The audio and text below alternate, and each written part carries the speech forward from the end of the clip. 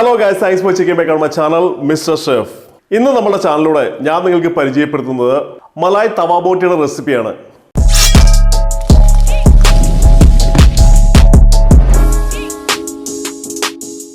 നമുക്ക് എല്ലാവർക്കും അറിയാവുന്ന മാതിരി മലായ് ബോട്ടി എന്ന് പറയുന്നത് ഒരു നോർത്ത് ഇന്ത്യൻ ഡിഷാണ്. ഇതിന്റെ ഒരു പ്രത്യേകത എന്ന് പറയുന്നത് വളരെ നല്ല ക്രീമി ആയിരിക്കും. അതുമാതിരി തന്നെ ഇതിന്റെ എരിവ് വളരെ കുറവാണ്, നല്ല ടെൻഡർ ആയിട്ടുള്ള മീറ്റ് ആണ്. അപ്പൊ അതുകൊണ്ട് തന്നെ നമുക്ക് മുതിർന്നവർക്കും കുട്ടികൾക്കും ഒരേമാതിരി എൻജോയ് ചെയ്യാൻ പറ്റുന്നതാണ്.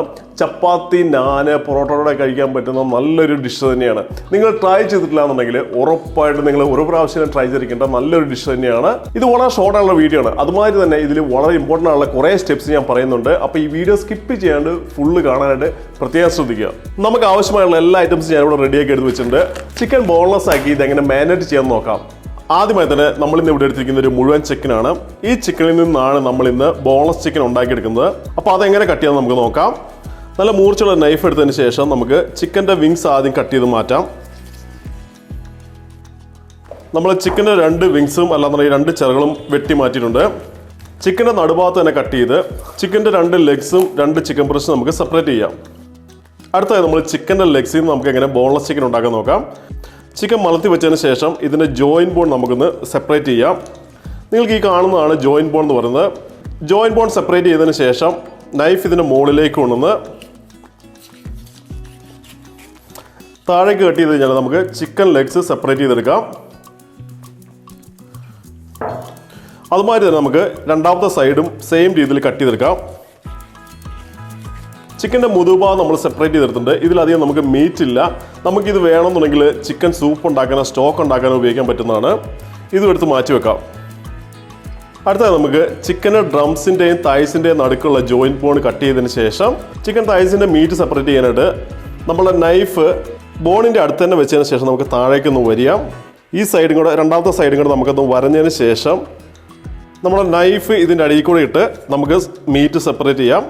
അതിനുശേഷം നൈഫിൻ്റെ പുറം ഭാഗം കൊണ്ട് നമുക്ക് താഴേക്ക് എല്ലിനോട് ചേർത്ത് വെച്ച് തന്നെ നമുക്കൊന്ന് സ്ക്രേപ്പ് ചെയ്ത് കഴിഞ്ഞാൽ നിങ്ങൾ കാണാവുന്ന മാതിരി ചിക്കൻ തൈസിൻ്റെ ബോൺ നമുക്ക് നല്ല ക്ലീൻ ആയിട്ട് നമുക്ക് എടുക്കാൻ പറ്റും. അതുമാതിരി നല്ല കട്ടിയുള്ള ചിക്കൻ തൈസിൻ്റെ മീറ്റ് നമുക്ക് സെപ്പറേറ്റ് ചെയ്തെടുക്കാൻ പറ്റും. അതുമാതിരി തന്നെ നമ്മളുടെ ചിക്കൻ ഡ്രംസിൻ്റെ മീറ്റ് സെപ്പറേറ്റ് ചെയ്യാനായിട്ട് കാലിൻ്റെ താഴ്ഭാഗത്ത് നമുക്ക് റൗണ്ടിലൊന്ന് കട്ട് ചെയ്യാം. കട്ട് ചെയ്തതിന് ശേഷം നമുക്ക് നൈഫ് കൊണ്ട് നന്നായിട്ടൊന്ന് വരഞ്ഞു കൊടുക്കാം.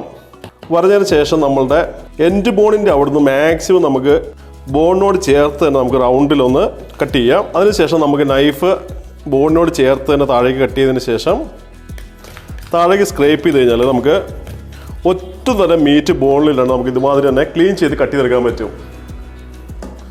അപ്പോൾ നമ്മൾ ചിക്കൻ ഡ്രംസിൻ്റെ മീറ്റ് നമ്മളിവിടെ കട്ട് ചെയ്തെടുത്തിട്ടുണ്ട്. അടുത്തതായി നമ്മൾ ചിക്കൻ ബ്രസ്റ്റാണ് ഡീബോൺ ചെയ്യാൻ പോകുന്നത്.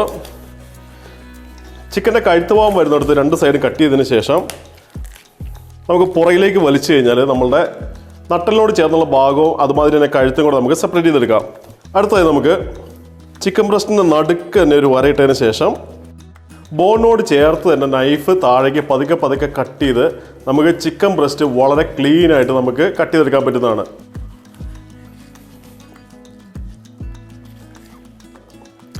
നിങ്ങൾക്ക് കാണുന്ന മാതിരി ബോണിൽ ഒട്ടും തന്നെ മീറ്റ് അവശേഷിക്കാതെ തന്നെ നമ്മൾ നല്ല ക്ലീൻ ആയിട്ട് കട്ട് ചെയ്തെടുത്തിട്ടുണ്ട്. അടുത്തത് നമുക്ക് നമ്മളുടെ ഡിഷിന് ആവശ്യമായ രീതിയിൽ നമുക്ക് മീറ്റ് ഒന്ന് കട്ട് ചെയ്തെടുക്കാം. നമ്മുടെ ചിക്കൻ ബ്രസ്റ്റ് അത്യാവശ്യം നല്ല തിക്കാണ്. അപ്പോൾ അതുകൊണ്ട് തന്നെ ഞാൻ നടുവേ ഒന്ന് കട്ട് ചെയ്യുന്നുണ്ട്.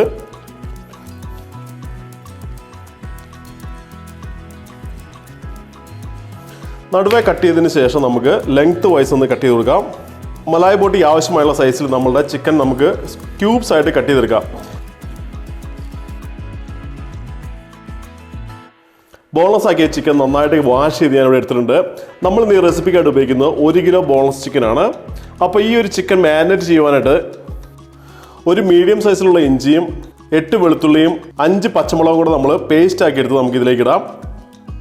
1 ടേബിൾ സ്പൂൺ മല്ലിപ്പൊടി, 1/2 tablespoon garam masala, 1 teaspoon ജീരകപ്പൊടി, 1 ടീസ്പൂൺ മഞ്ഞൾപ്പൊടി, 1/2 ടേബിൾ സ്പൂൺ കുരുമുളക് പൊടി, 1/2 നാരങ്ങയുടെ നീര്, 1/2 ടേബിൾ സ്പൂൺ ഉപ്പ്, നല്ല കട്ടിയുള്ള അധികം പുളിയില്ലാത്ത 1/2 കപ്പ് യോഗട്ട് ഇല്ലാന്നുണ്ടെങ്കിൽ തൈര്, 1/2 കപ്പ് ഫ്രഷ് ക്രീം ഇല്ലാന്നുണ്ടെങ്കിൽ കുക്കിംഗ് ക്രീം. ഇൻഗ്രീഡിയൻസ് എല്ലാം ചിക്കനിലേക്ക് ഇട്ടതിന് ശേഷം നമുക്കിത് നന്നായിട്ടൊന്ന് മിക്സ് ചെയ്ത് കൊടുക്കാം.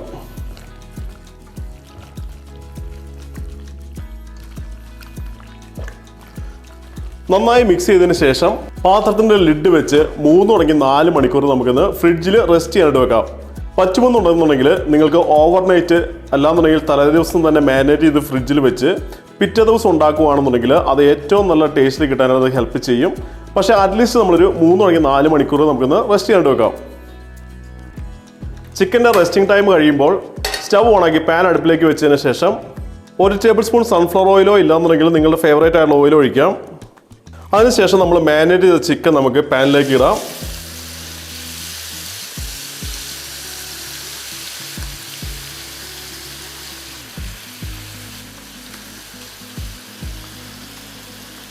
ചിക്കൻ പാനിലേക്ക് നന്നായി സ്പ്രെഡ് ചെയ്തതിന് ശേഷം പാത്രത്തിൻ്റെ ലിഡ് വെച്ച് ഏകദേശം ഒരു 5 മിനിറ്റ് നമുക്കിത് കുക്ക് ചെയ്തെടുക്കാം. നമ്മൾ ഏകദേശം ഒരു 5 മിനിറ്റ് നേരം ചിക്കൻ മൂടി വെച്ച് കുക്ക് ചെയ്തിട്ടുണ്ട്. നിങ്ങൾക്ക് കാണാവുന്ന ഈ വെള്ളമെല്ലാം നമ്മുടെ ചിക്കനിൽ നിന്ന് വന്നതാണ്. അടുത്തായി നമുക്കിത് നന്നായിട്ടൊന്ന് മിക്സ് ചെയ്ത് കൊടുക്കാം. നമ്മുടെ ചിക്കൻ ഏകദേശം ഒരു 3/4 ഭാഗത്തോളം കുക്കായിട്ടുണ്ടെന്ന് നമുക്ക് ഉറപ്പിച്ച് പറയാൻ പറ്റും. അടുത്തായി നമുക്ക് ഈ വെള്ളം നന്നായിട്ട് ഡ്രൈ ആവുന്നവരെ, അതുമാതിരി തന്നെ ചിക്കൻ്റെ ബാക്കിയുള്ള കുക്കിംഗ് കൂടെ കംപ്ലീറ്റ് ആകുന്നവരെ നമുക്കൊന്ന് നന്നായി മിക്സ് ചെയ്ത് കൊടുത്ത് കുക്ക് ചെയ്യാം. ഗൈസ് നമ്മൾ ഏകദേശം ഒരു 10 മിനിറ്റ് നേരം കൂടെ കുക്ക് ചെയ്തിട്ടുണ്ടായിരുന്നു. നിങ്ങൾക്ക് കാണാവുന്ന മാതിരി നമ്മളുടെ ഗ്രേവി ഇല്ലാന്നുണ്ടെങ്കിൽ നമ്മളുടെ സോസ് എല്ലാം ഡ്രൈ ആയിട്ട് നമ്മളുടെ കബാബ് മാതിരി അല്ലാന്നുണ്ടെങ്കിൽ ബോട്ടി എന്നുള്ള രീതിയിൽ തന്നെ ചിക്കൻ സെപ്പറേറ്റ് ആയിട്ട് കുക്കായി റെഡി ആയിട്ടുണ്ട്. അടുത്തതായിട്ട് നമ്മുടെ ഈ റെസിപ്പി കുറച്ചും കൂടി ഒന്ന് ബെറ്റർ ആക്കാനായിട്ട് നമുക്ക് കുറച്ച് ചീസും കൂടെ ഇതിന് മുകളിലിടാം. ഇത് ടോട്ടലി ഓപ്ഷണലാണ്. നിങ്ങൾക്ക് ചീസ് ഉണ്ടെങ്കിൽ ഇടുക, ഇല്ലാന്നുണ്ടെങ്കിൽ കുഴപ്പമില്ല, അത് നിങ്ങളുടെ ഇഷ്ടമാണ്. പക്ഷേ ചീസ് ഇടുന്നത് വളരെ നല്ലൊരു ടേസ്റ്റ് അല്ലാന്നുണ്ടെങ്കിൽ എക്സ്ട്രാ ചീസി പുള്ള് അല്ലാന്നുണ്ടെങ്കിൽ ആ ഒരു ക്രീമി ടെക്സ്ചർ കൊടുക്കാനായിട്ട് ഇത് വളരെ ഹെൽപ്പ് ചെയ്യും. ചീസ് ഇട്ടതിന് ശേഷം നമ്മൾ ഏകദേശം 1 കപ്പ് ചീസാണ് ഇട്ടിരിക്കുന്നത്. ചീസ് ഇട്ടതിന് ശേഷം പാത്രത്തിൻ്റെ ലിഡ് വെച്ച് സ്റ്റൗവിൻ്റെ ഫ്ലെയിം നമുക്ക് സിമ്മറിലേക്ക് കൊണ്ടുവന്ന് ഒരു 2 മിനിറ്റ് നേരം നമ്മുടെ ചീസ് മെൽറ്റ് ആവുന്ന വരെ നമുക്കൊന്ന് വെയിറ്റ് ചെയ്യാം. നമ്മൾ ഏകദേശം 2 മിനിറ്റ് നേരം സിമ്മറിലിട്ട് നമ്മുടെ ചീസ് മെൽറ്റ് ചെയ്തിട്ടുണ്ട്. അടുത്തായി സ്റ്റവ് ഓഫാക്കിയതിന് ശേഷം ഗാർണിഷ് ചെയ്യാനായിട്ട് കുറച്ച് ചോപ്പ് ചെയ്ത ടൊമാറ്റോ, ചോപ്പ് ചെയ്ത ഗ്രീൻ ചില്ലിയും കൂടി ഇട്ട് കഴിഞ്ഞാൽ നമ്മുടെ മലായ് ബോട്ടി ഇവിടെ റെഡി ആയിട്ടുണ്ട്. അടുത്തായി നമുക്കിതൊന്ന് ടേസ്റ്റ് ചെയ്ത് നോക്കാം.